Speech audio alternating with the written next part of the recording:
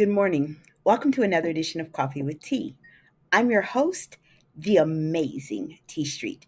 This morning I'm going to jump in because I got a short time frame. Today's topic: don't skip the process of refilling your pitcher. A pitcher generally is bigger than a cup because it contains enough liquid for filling multiple cups. And so some of us are called to be cups, and some of us, and you can pour from cup to cup, but some of us are called to be pitchers, meaning we pour out a lot more than a cup does. And so if that is the case, even pitchers need filling from time to time. Not feeling, Filling, not Feeling. From time to time, even pitchers need to be refilled. And so I'm going to just talk really quickly about the process of refilling your pitcher. If you've gotten to the place like I have been, where you've been pouring out and pouring out and pouring out, every now and then you've got to take the opportunity to refill your pitcher if you're going to be able to continually pour out that which is in you. And so here's what you got to do. First thing you got to do is you got to empty it out to make sure that everything that's in there is out. Why is it important to finish pouring what's in there? Because sometimes whatever is in there has become mildewed or has developed an algae that is eating away at the substance and not making it as pure as it should be, which is why it's so necessary every now and then to refill. So what I do is I go and I pour out all the stuff that's already there. But make sure that you clean you, that you are finding whatever it is that replenishes you, that you're getting out the toxins that are in you, whether they are emotional toxins or they're physical toxins, that you are detoxifying or cleaning you out.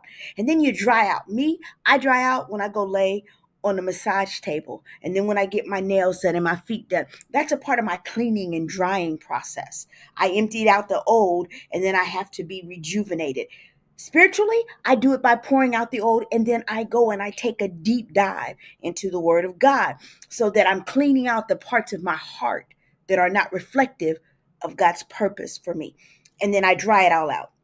The next thing that you got to do is you got to make sure that you replace the filter. Sometimes I was looking at my coffee maker, and I had every week I go in and I take out the little filter that's in there, and I wash it under hot water so that it gets out the residue and it doesn't have residue in my coffee mug. I replace the filter after I've cleaned it. I go back and I replace it in there so that my water is coming through. All the chemicals that are in water that sometimes make it impure are coming through a clean filter. The thing that if you're going to keep pouring out for other people, you want to make sure that it's not coming from a place of damage. You want to make sure that you're not pouring into other people's cups and your cup is mildewed or your cup has some toxins in it. So you want to make sure that you are replacing your filter, your spiritual filter, your emotional filter, your physical filter, so that you are pouring out good water. So replace your filter. The next thing, once you've done all that, you've emptied, cleaned, and dried, and now you've replaced your filter, you can fill your pitcher back up. Now, me, I fill my pitcher to overflow. I didn't used to. I didn't used to. And then I heard Judge Lachelle Stroud. By the way, it's always important that when you use other people's material, you give them credit for it. I heard her say, I no longer pour from this place. I pour from my overflow. So I overflow my pitcher so that when I'm pouring out, people are getting just the overflow because I'm so full that you are getting literally when you put your cup under there, you're getting the overflow from my picture. You're not even getting the picture itself. You're getting what's coming over because I'm so full because I've taken the time to empty, clean, dry, replace the filter. And now I'm filling my cup, my pitcher to overflow so that the cups that are under me, that are counting on my messages, that are counting on what I have to say, that are counting on whatever is meant for them, that it's so much overflow that they're getting the overflow. And then the next thing that you got to do is you got to enjoy the new.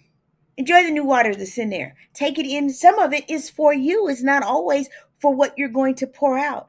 The things that I take in, I needed it as much as the people that I'm pouring for needs it. And then I properly store it. I make sure that I take the time to put me in a cool, dry place. I make sure that I still take time out so that I don't develop algae from exposure. Sometimes I have to go back into my secret place, the secret place, and what? Be restored over and over and over again.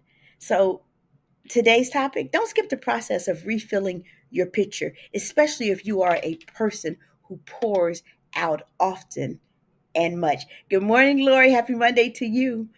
I just wanted to come on this morning and say, I'm the Amazing T Street. But whatever you do, don't skip the process of refilling your pitcher because you can't keep pouring from an empty pitcher. Empty pitchers don't fill empty glasses. I'm the Amazing T Street. Go and refill your pitcher today. Have an amazing day.